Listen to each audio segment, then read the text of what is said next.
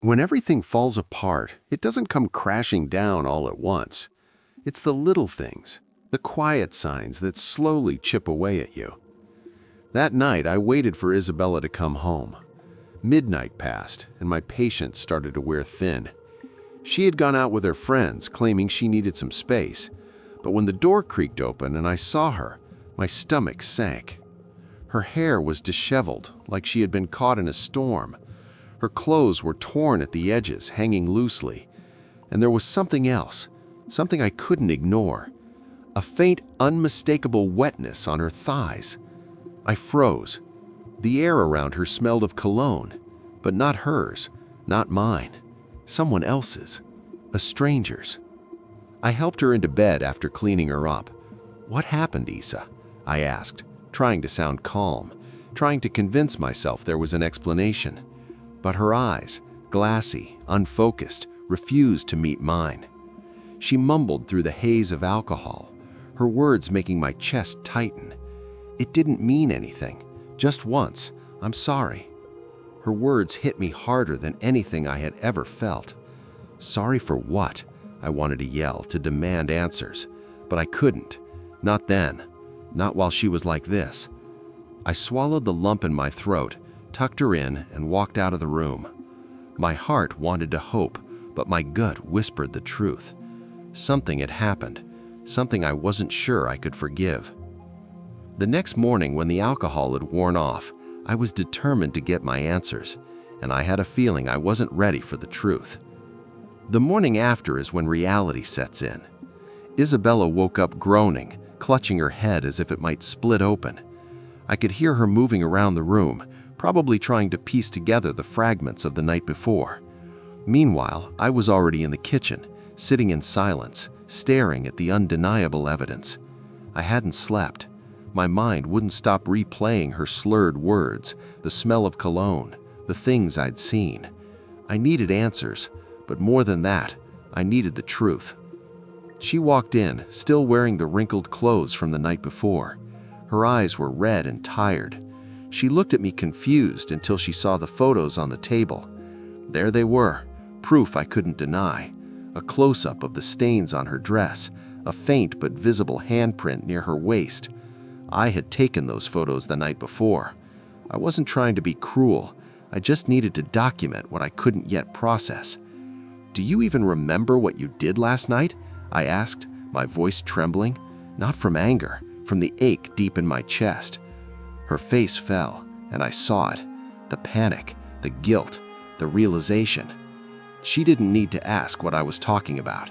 She already knew. Isabella broke down right there in the kitchen, her shoulders shaking as tears streamed down her face. "I'm sorry," she choked out. "I didn't mean for it to happen. It was a mistake." Her words sliced through me, sharp and cold. "A mistake?" I said, cutting her off. "You didn't just trip and fall into this. You chose it. You walked into that bar, got drunk, and let another man sleep with you." She tried to explain, tried to justify her actions with the state she was in, but I wasn't buying it. Her tears didn't move me anymore. They felt hollow, just like the excuses she was making. That was when it hit me. She wasn't just apologizing to me. She was trying to make herself feel better, and that was what hurt the most. She didn't fully understand the damage she had done to us, to our marriage. I couldn't listen anymore. I stood up, looked her in the eyes, and said, "I need some air." Then I walked out, leaving her alone with the wreckage she created. You can't just let something like this go, not when your trust has been shattered, not when every part of you is screaming for the truth. I tried. God knows I tried to push it out of my mind, but the questions kept eating away at me. Who was he? Why her? And most of all, how long had this been going on? Isabella's drunken confession had been vague and scattered, but there was enough for me to piece things together. A name, Ethan. That was all I needed to start digging. It didn't take long to find him. With social media, connecting the dots is easy when you're determined. Ethan was exactly the kind of man you'd picture. Polished, successful, oozing charm, the type who could talk his way into or out of anything. But what struck me harder was something worse. Isabella followed him, and he followed her back. This wasn't some random nameless stranger. They knew each other. One detail caught me completely off guard. Ethan was married. Not just married, he had children. His social media was filled with pictures of a seemingly perfect family. Vacation snapshots, birthday celebrations, cozy Sunday mornings at home, all proudly displayed on his Instagram. He looked like a man who had it all. But then again, so had I, and look where that had gotten me. The deeper I looked, the more the puzzle pieces began to fit. I needed to know how far this connection went. Isabella's phone became my next target. She didn't realize I was watching, but I had to uncover the full story. Late at night, while she slept, I unlocked it. That's when I found the messages. They were short, casual, but damning. Ethan knew she'd be at the bar that night. Their conversation was light, just enough to set the scene. He showed up because he knew she would be there. This wasn't a random encounter, it was orchestrated. My hands trembled as I read their exchanges. The texts weren't lengthy, but they didn't need to be. The evidence was clear. This wasn't a spur-of-the-moment lapse in judgment, it was deliberate. Perhaps they hadn't spelled everything out explicitly, but it was enough to see they both knew exactly what they were doing. That night, I made a decision. Ethan's wife deserved to know the truth about the man she had married. She needed to see what kind of person he truly was, and after I dealt with him, I would turn my focus back to Isabella. The divorce papers were already in the works, but I needed closure before I could fully walk away. I had a name. I had the evidence, and now I had a plan. This wasn't about revenge. It was about justice. If my marriage was crumbling, his wouldn't be left unscathed. I wrestled with the decision of whether or not to contact his wife, Victoria. Some might argue it wasn't my place, but I didn't see it that way. She had a right to know, just as I did, so I reached out carefully. I crafted a message explaining that I needed to discuss something important with her.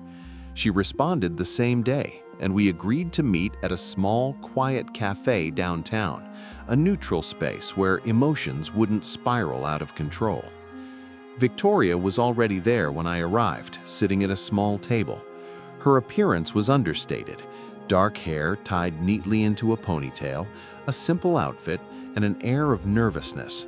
She looked confused, maybe a little apprehensive, but she greeted me politely, offering a faint smile as I introduced myself. Her eyes lit up when she mentioned Ethan, and I could see the love she had for him. That made what I was about to do even harder.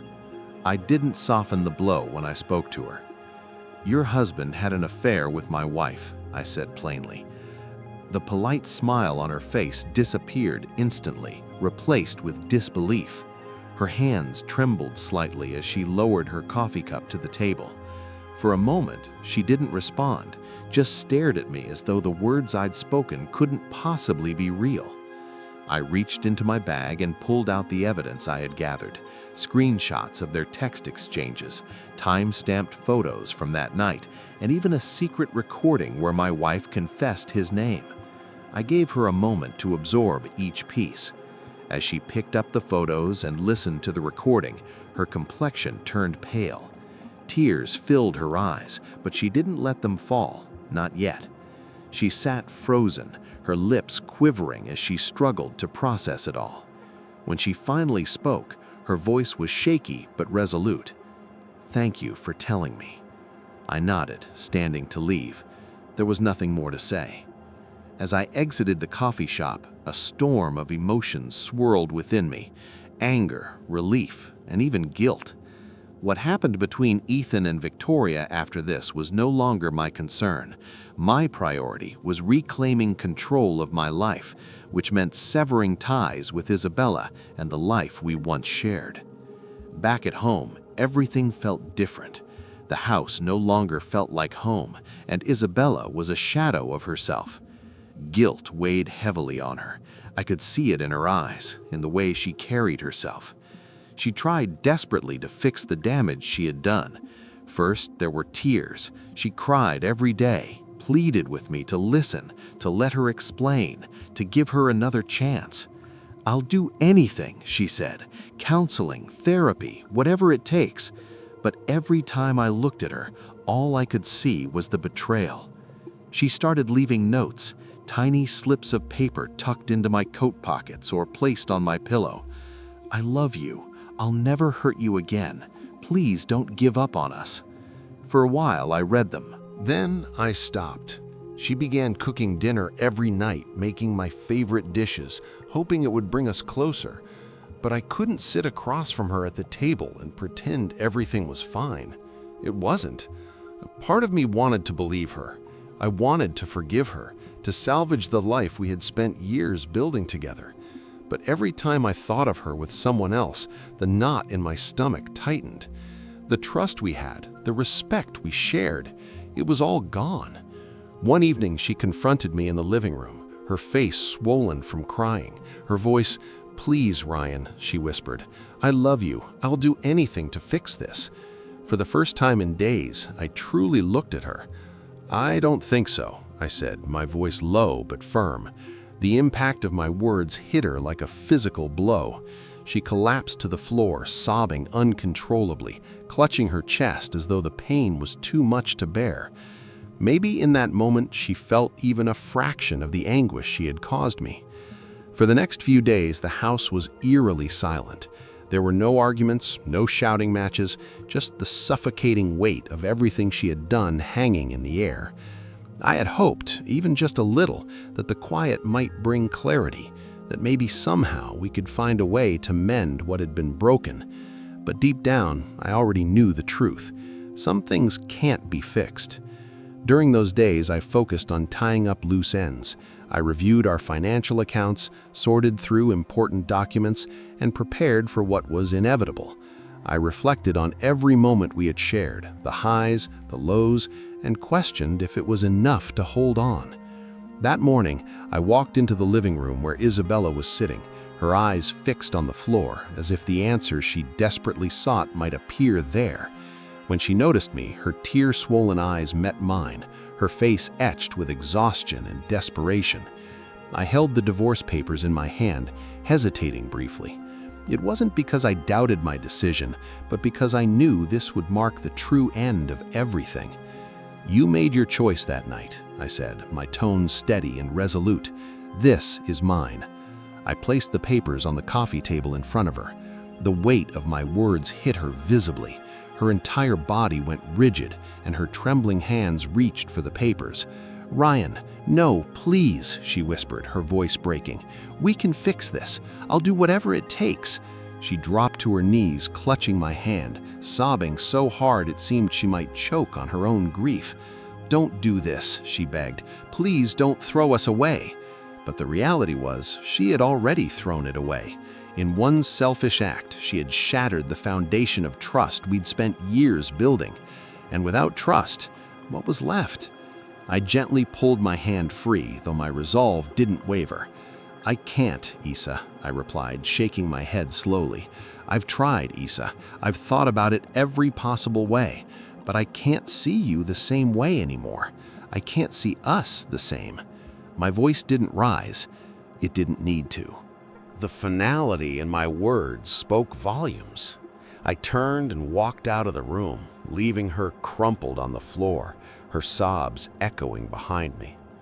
A strange mix of emotions settled over me as I left. Grief, certainly, but also a sense of relief. For the first time in days, I felt like I could breathe again. It wasn't the ending I had hoped for, but it was the one I needed. Some decisions leave scars too deep to heal, and hers was one of them. It's strange how the conclusion of something that once meant the world can feel so empty. Yet that was my reality. I left that marriage a free man, though freedom wasn't what I had imagined. For weeks, I couldn't even set foot in our bedroom. The scent of her lingered there, tied to memories I didn't want to relive. I slept on the couch instead. But gradually, things began to shift. I stopped focusing on the empty spaces she once occupied and started envisioning new possibilities. I replaced the furniture, rearranged the living room, and even painted the walls a fresh color. It was my way of reclaiming the space, of saying, "This is mine now." I wasn't just rebuilding the house, I was rebuilding myself. The cracks she left behind didn't disappear, and the scars remained, but they started to ache less over time. In their place, I found something I hadn't felt in years: peace. As for Isabella, I don't know where life took her. Once the papers were signed, we stopped communicating. I heard bits and pieces, how she struggled to move on, how life wasn't easy for her. People like to say that time heals all wounds, but I don't believe that. Time doesn't erase pain. It simply teaches you how to live with it, how to grow around it. For me, that meant learning to embrace solitude. I'd rather spend my days in quiet contentment than in a marriage overshadowed by betrayal.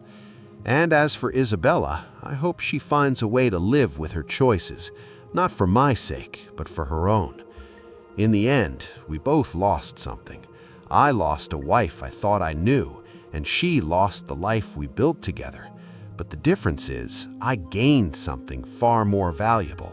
I found myself. And that, above all, was worth every painful step. So guys, if you all like today's story, please like the video and subscribe to our channel, and don't forget to press the bell icon.